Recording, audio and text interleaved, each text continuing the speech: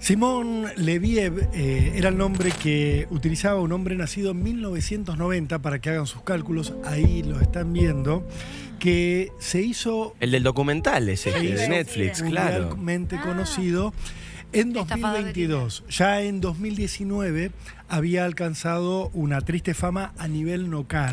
En Europa, en ciertos países, sobre todo en el sector nórdico de Europa. ¿Por qué? Porque por entonces una revista de Noruega reveló la verdadera historia de Simón Leviev. Simón Leviev se presentaba como hijo de un hombre llamado Lev Leviev, que es un magnate ruso, dueño de una fortuna realmente incontable, producto de los diamantes. Lev Leviev, ustedes lo pueden googlear, es un hombre cercano al poder ruso, a Putin, que maneja, como les decía, miles de millones de dólares, amasó una fortuna impactante y que tiene hijos. Lev Leviev lo que hizo fue desarrollar parte de sus negocios con cierta promoción, mostrando mucho su riqueza. Por lo tanto, en ciertos países de Europa era muy famoso.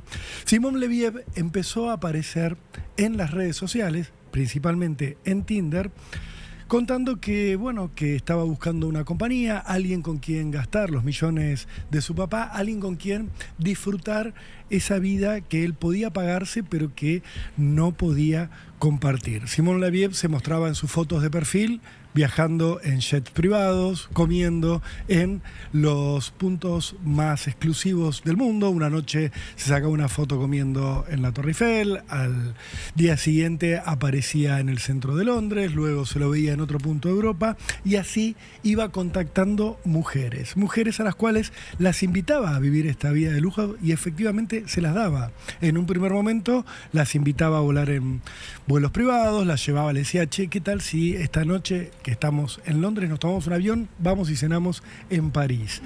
Iban para allá, cenaban, la mujer alucinada, además de que él era un gran seductor, era un tipo que se vestía muy bien, que mostraba el lujo en toda su vestimenta y en todo lo que mostraba ante estas mujeres, hasta que lograba llevar una relación amorosa. En esa relación amorosa, en un punto, llegaba una crisis que tenía que ver siempre con la seguridad de Simón. Les decía a las mujeres: mirá, mañana no te puedo ver, me están amenazando, estoy en peligro por los negocios de mi papá, me están amenazando. Aparecía alguien que era el guardaespaldas, la mujer ya lo había visto en un momento, le decían: mirá, me tengo que ir para otro país, no nos podemos ver. Luego la llamaba y le decían: mirá, tengo un apuro, necesito plata. En ese necesito plata, muchas veces les pedía que le enviaran una transferencia si es que tenían dinero en el banco para pagar, por ejemplo, a alguien que lo sacara de un apuro de seguridad. Otras veces les pedía dinero para pagar una deuda del momento que tenía que remontar. Otras veces les enviaba audios donde se mostraba como si estuviera en medio de una tortura. Me están golpeando, me están pegando, necesito pagar o necesito plata, no puedo acceder a mis cuentas porque me van a rastrear, estoy en peligro, me tienen secuestrado, me quieren matar. Se iban sucediendo las situaciones hasta que en un momento desaparecía de la vida de estas mujeres y aparecía en la vida de otra, donde comenzaba todo de cero. La vida de lujo que él mostraba, que invitaba a esta mujer a compartir.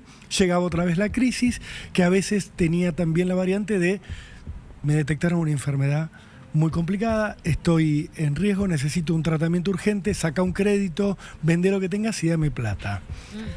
Esto lo fue haciendo durante años, hasta que una mujer se dio cuenta de que no había sido la única que había confiado en este hombre, que había entregado su dinero y que después no lo había vuelto a ver. Rory, una pregunta. El truco un poco es de ponerle, ¿no? De la plata que yo le saqué a Yoshi, a mi última víctima. Después uso un poco de esa plata para fingir mi vida de lujo para engañar a la siguiente víctima. Este hombre... Porque si no, ¿es de dónde sacaba? Claro. Para ir a París, Claro, para ir a claro. Londres. ¿En algún momento arrancó? ¿Cómo arrancó? Este hombre había creado una estafa piramidal del amor. en lugar de hacer un negocio en el cual yo te invito a una inversión para hacer un negocio rápido y millonario, donde vos me das plata y te voy a dar dividendos rápidamente, y en realidad no hay negocio, sino que te voy pagando los dividendos con lo que pone el siguiente que entra al negocio, y así voy armando una bicicleta que obviamente en algún momento se corta, porque deja de entrar gente a poner plata, o bien el primero me pide el dinero todo de golpe, no tengo con qué pagarle y todo se derrumba. Esto es lo que hacía Simón Leviev con las mujeres. Con lo que le sacaba una, financiaba, con parte de lo que le robaba una, financiaba esa supuesta vida de lujos para mostrársela a otra, hasta que le sacaba más dinero. Así iba multiplicando sus ganancias. Se calcula que llegó a juntar $10 millones de esta manera. Tremendo. Hay mujeres que perdieron $200.000 en un día, $300.000 en un día. Hermano. Una de ellas, una mujer inglesa, se dio cuenta de que no era la única estafada y decidió empezar a rastrear a las otras víctimas. Se fueron contactando muchas de estas mujeres hasta que 3 de ellas se animaron y contaron su historia a una revista noruega. Perdón, Rolo, yo que vi un poco el documental, también lo que él tenía era encontrar el tipo de mujer, ¿viste? La Sí, vulnerabilidad, el perfil, Claro. como para llegar a que alguien, para que alguna de ellas le dé esa plata. Ya sabía que eran chicas que podían tener mucho dinero también. ¿Cómo iba?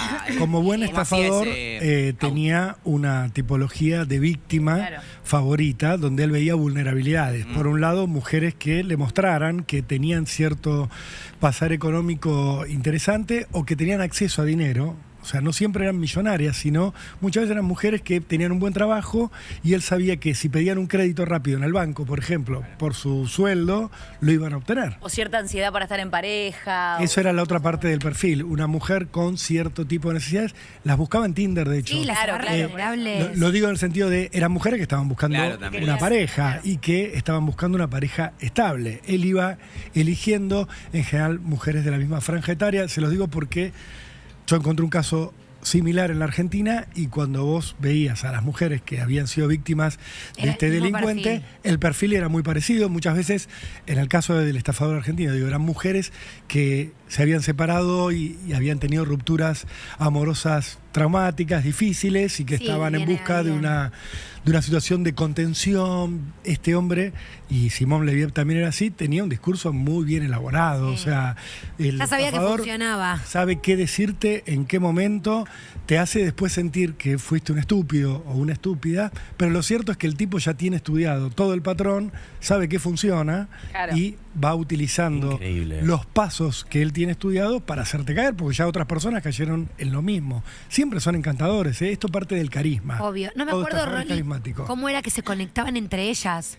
Ellas... Porque arrancaba una, ¿no? Ujú. Hay una que descubre, a partir de un extracto bancario, descubre el rastro de su dinero Sí. y logra ubicarla. La contacta, y ahí, a partir de ahí, empieza a hacer público en redes sociales lo que le había pasado, y empiezan a aparecer. A mí también me pasó, a mí también me pasó. Juntan todo, van al periodismo, una revista noruega, cuenta la historia. A pesar de esta publicación de 2019, Simón Leviev sigue actuando.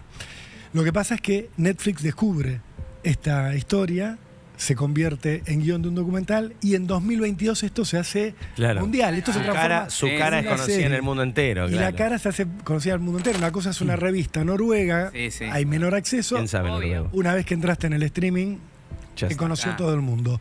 Míralo, mira al bobina. Ahí lo tenés a Simón Leviev, que en 2022 se le cae la careta. Tinder recién entonces le cierra la cuenta. Hasta entonces seguía teniendo la Claro. activa. Tiene el Había- chihuahuencha. Nadie se había dado cuenta, porque las mujeres habían hecho la protesta, el reclamo, y muchas habían hecho denuncia judicial. No todas, por supuesto, porque ahí siempre está la vergüenza, está la situación errada de sentirte que vos hiciste algo malo cuando fuiste víctima de un delincuente. Entonces es cuando se descubre mundialmente que Simón Leviev no se llamaba Simón Leviev. Que Simón Leviev no era el hijo de Lev Leviev. Lev Leviev existe, Simón Leviev no. Él se había inventado un vínculo con un millonario.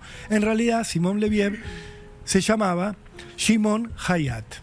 No era ruso, como les decía a estas mujeres, sino que había nacido en los suburbios de Tel Aviv, en Israel, Mirá. en 1990, lugar del cual se había ido cuando tenía unos 15 años a estudiar a los Estados Unidos, con un grupo de amigos. Ahí había tenido un primer problema. Le había zarpado la tarjeta de crédito a algunos de sus compañeros, les había hecho gastos, había terminado con un conflicto personal importantísimo, pero ahí ya había descubierto la beta de la estafa.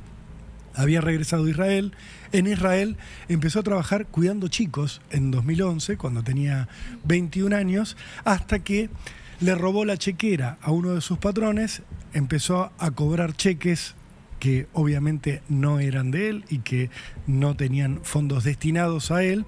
Lo descubrieron, salió entonces de Israel de manera ilegal, con un pasaporte falso, cruzó a Jordania con otro nombre y se fue rumbo a Europa.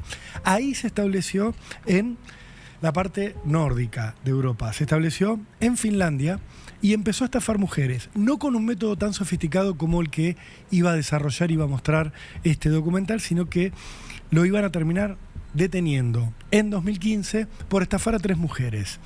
Cae preso, sale y ahí ya había perfeccionado la situación. Se dio cuenta de dónde había cometido los errores, que era prometerles un negocio a estas mujeres. Ese era el error porque eso entraba directamente en la figura penal de la estafa. Si yo te pido plata a cambio de un rédito y no cumplo, estoy cometiendo un delito.